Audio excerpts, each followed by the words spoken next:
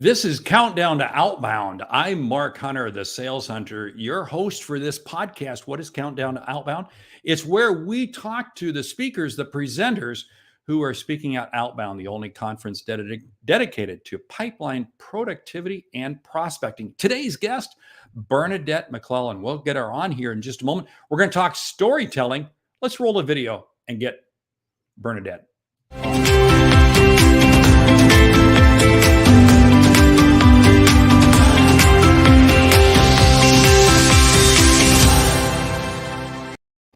For those of you watching at home, you saw the video. For those of you listening at home, you just heard music, but that's okay. Hey, once again, Mark Hunter, the sales hunter. Let's get Bernadette on the screen. There she is. Good afternoon, good evening, good morning from wherever you are, because, hey, you're the down under who is now doing top over living in Denver. What do I mean by down under? You just moved from Australia. So, Bernadette, great to see you. Yeah, great to see you again, Mark. And yes, I was in a different place last time we spoke. Yes. And you're talking with that wonderful Denver accent. That's so wonderful. That's so good. G'day. Oh, good day. Good day. Good day. We're teaching them. Oh, I see. You're going to teach the Denver metropolitan area population how to say good day. I got it. Great. So anyway, hey, but you know what's kind of cool is how really the principles of sales transcend all boundaries. They go all over the world. One of the things you really dive into well is storytelling. So let's talk about that, because I think right now we're seeing more and more salespeople saying, hey, how do we sell using stories? So, hey, talk to us. What's the strategy we need to be doing to be able to use stories? Yeah, look, it's a good question. And storytelling is really part of my model. So wait, hold now. Back up the bus on that one. You got to break that word. Explain that to those of us. Breaking it down. So storytelling has been around since day dot, like for centuries. It's our earliest form of communication, whether those stories were paintings on walls or song lines in Australia that kind of like told people where they were in the country based on landscape. So storytelling is an integral part of how we communicate. My model incorporates storytelling into what I refer to as story selling. I like that, story selling. Okay. Now, Yeah. I just while you said that, I just bought the URL storyselling.com. So, if you want to buy it from me, I'll be happy to sell it to you. No, it's okay. I tried buying it. It's been taken ages ago. But yeah, story selling. So I come at it from a different perspective. I believe, just like a stool, if you picture a stool with three legs. So, story selling is the platform. And those three legs consist of the stories that you tell yourself about your buyer, the stories you tell your buyer, and the third leg, which is almost always broken or not there, causing the whole stool to fall over, is the stories that your buyers or your clients need to tell you. That if you ask the right questions, you would be able to elicit those stories that will cause you to be more successful. Okay, so right there, you have flipped it around, because we always think of storytelling as the seller telling the customer the story. And what you're saying is, no, you want the customer to share their story. Well, it's all three. And you need all three, in my opinion, to be really successful in selling. We know that. And when you can incorporate those three aspects, kind of like have this framework, but be able to dance amongst it. I mean, story is really a component of your narrative anyway. So, when I'm working with clients, it's kind of like, you have to tell stories all the time. And, we've got these different kinds of stories. And, have I got to go in there and just kind of tell stories? No, you still talk about your solution and you still have these other narratives. But when you understand that there are some, milestones within the entire sales conversation where you can drop stories in to make you more effective, but also to get your buyer to do what we want them to do, and that's do the talking. And they do the heavy lifting for us when we can elicit their stories. What makes a good story? What are the components of a good story? Yeah. Now, this is really an interesting part, Mark, because it depends on what kind of story.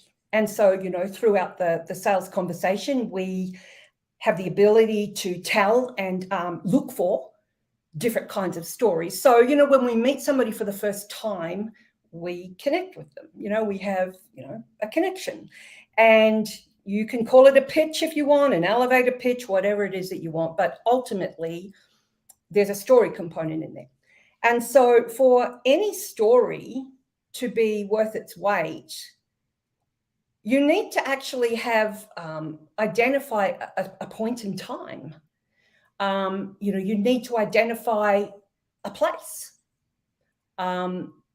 Typically, you would bring in a character. Now, that character can be yourself, or it can be, your partner or a client or whoever it might be. But if you think about, last year or the year before last, you and I met at the place where our books were being delivered. Yes, I remember that. Town fair, and Mike Weinberg was there and my husband, Tim. Now you're nodding. And so the minute that you start to tell a story with a time and a place, and you can bring in a character, what happens there is we actually start to see ourselves in that scenario. So having a time and a place in your story is critical. In most cases, if you can do that, yes, Okay. not in every case, but Okay. in most cases, when you do that, it signals to the other person's brain that there is a story coming up. And so if we keep in mind that our brains are actually predicting what's going to be said. Oh, I like that. What was I going to say? Well, I could just about tell what you were going to say because you're leaning in. Yeah. Now, it's also interesting because I think adding a time and a place also gives a tremendous amount of truth to it. You're not framing this up as some fairy tale or, well, this could have happened, but I'm making the story up. A time and a place gives validity, gives truth, gives, okay, hey, here's what really happened. Here's the story. Yeah. Yeah. And because our brain can predict what's going to happen next, we actually relax. And so if we have this, relationship, or we have this dialogue with our client, and we're able to drop in strategically, just authentically, relevantly, and that's a key point. And so, I have, there's a mindset out there, and I guess it's like other soft skill mindsets. It's like, do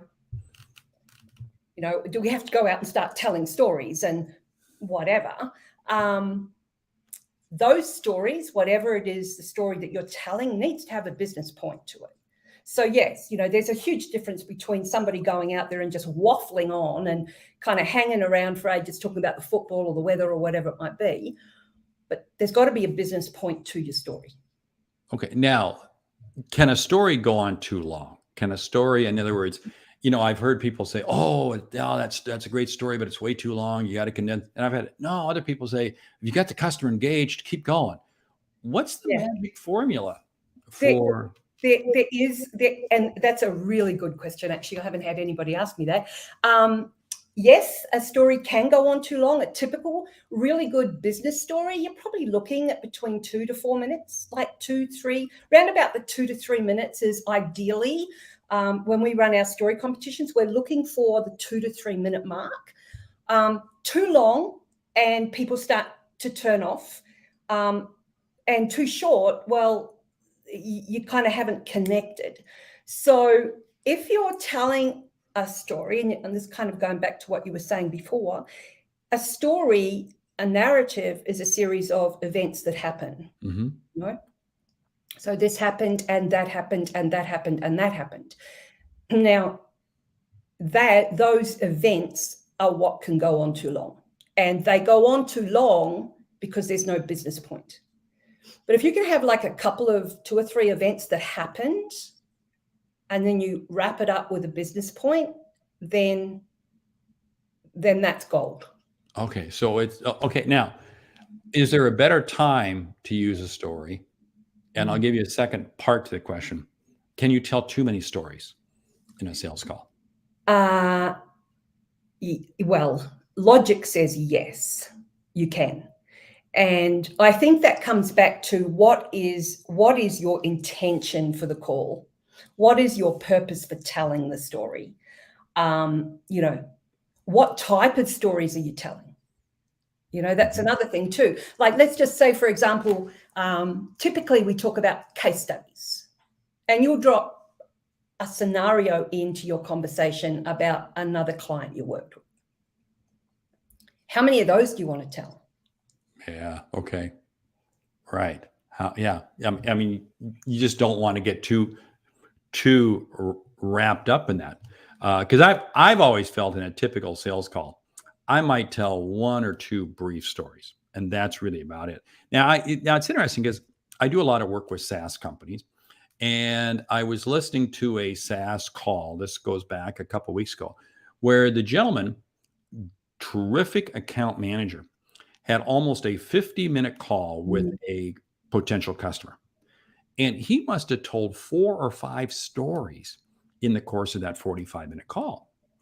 And initially I was like, turned off on it. But what he was doing was he was creating a high level of trust, a high level of confidence to allow for the next call, for the next conversation, because he needed to get past this first person to be able to get the doors opening up. So he had to create that level of trust. And I was really impressed because each of the stories were a little bit unique. Only 1, maybe 2 involved another client, but the others were kind of not told as client stories, but told as more industry stories. So you knew that would be a client, but it wasn't client focused. So, and we talk about selling insights. We talk about bringing insights in and all the rest of it. I wasn't on that call, but if he's talking at an industry level, it could simply be an insight that he was sharing in the way of story. Yeah, and that's what he was doing. It was an insight that he shared, and then he began putting into it his personal response and what he was learning and how he was applying it, etc. So it began as an insight. But kind of came back with his personal flavor because he was trying to elevate himself, and he did a masterful job. Yeah. Now, if his personal addition, that extension of that insight was his personal experience, then absolutely. If that's a true scenario, right, and if it's a real scenario, and there's relevance there, and it loops it and it links it to what was of interest to the client, then that's perfect. Yeah. Smart. Yeah. How do we know if the customer is really gravitating towards a story? I mean, because again, sometimes you can sit there and have somebody telling a story and it's not going anywhere. Are there some clues or some things besides the typical asking questions, besides typical engaging the customer, whatever, but how do we know it's resonating? Well, I guess body language. Okay. I mean, that is definitely one aspect. Yeah. And I know we talk about asking questions, and we do that as a course of our sales conversation. But when you are telling a story, it's just like you would around the barbecue. You would kind of like want to know what their thoughts were about that, or how that was relevant, or, just kind of tapping into something as simple as, let me think, have you ever had that happen to you? Or has there ever been experiences where, that's been an example, or just to get the dialogue going so it's not a monologue? Mm-hmm. What are your thoughts on that, Mark? Yeah, well, I like, because now you've got my head spinning because I'm now sitting there thinking about stories that I share. And I've got a number of stories that are kind of I don't want to say my go-to stories, but they kind of are. Now that I think about it, I've used them frequently with Yeah. different customers. Yeah. They're probably not 2-3 minutes. They're probably just maybe a minute long. And you know what? That's where it comes down to anecdotes. That's where it comes down to even metaphors. Even just something like just saying. I mean, the one classic one I use is from a sales leadership perspective with a sales team is they're trying to fit a square peg into a round hole sometimes.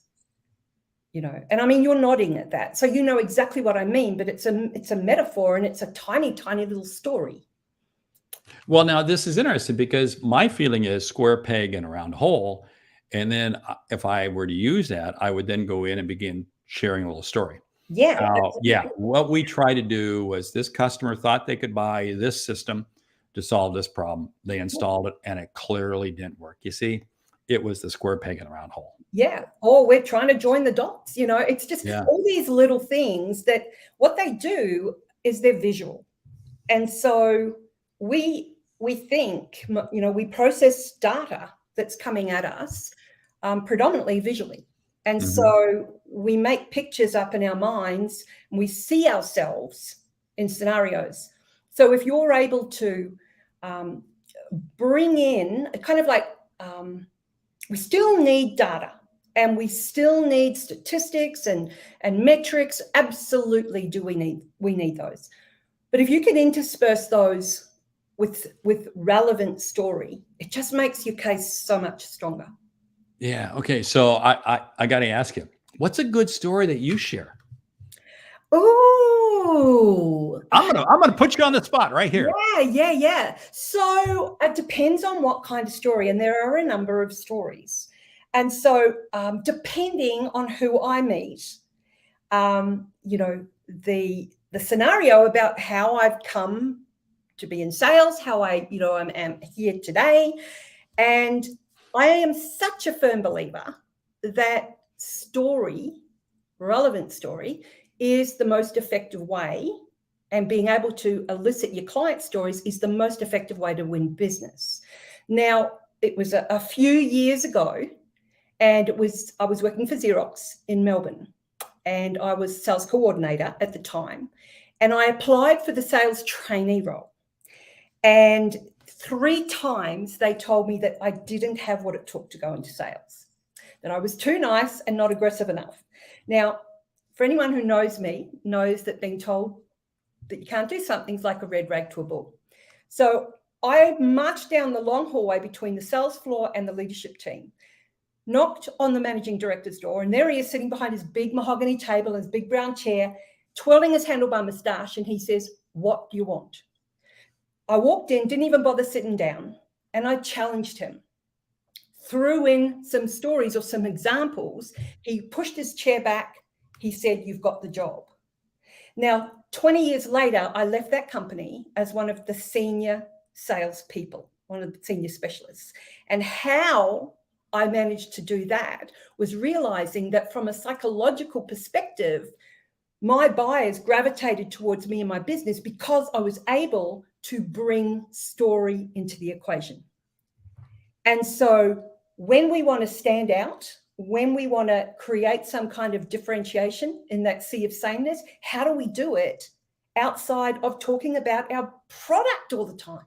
Right. And so for me, the writing's on the wall for me, the proof's in the pudding. Story is such a powerful, powerful tool. I've always found because it creates a memorable visual picture that people can remember and they can connect the dots and they relate to it. So I stop and I think about it. I can imagine you walking down the hall, marching right in, the gentleman behind that. I bet you've used that story many, many times. And I bet you've got a 3-minute version. I bet you have a 30-second version. You have a 2-minute version. And what's interesting is, and I found this, and be curious in your thought, you can have the same story and use it with different applications. Use it to achieve different objectives depending on the customer. Totally. And if you have your own story bank, and this is what we build with our clients, is story banks. If you can create your own story bank, so long as those stories are true, right, then you can adapt those stories depending on the context, depending on the client, depending on the outcome, and you can tweak it. It's no different than being a speaker and having a story from main stage. Interesting. So how many stories should be in a salesperson's story bank?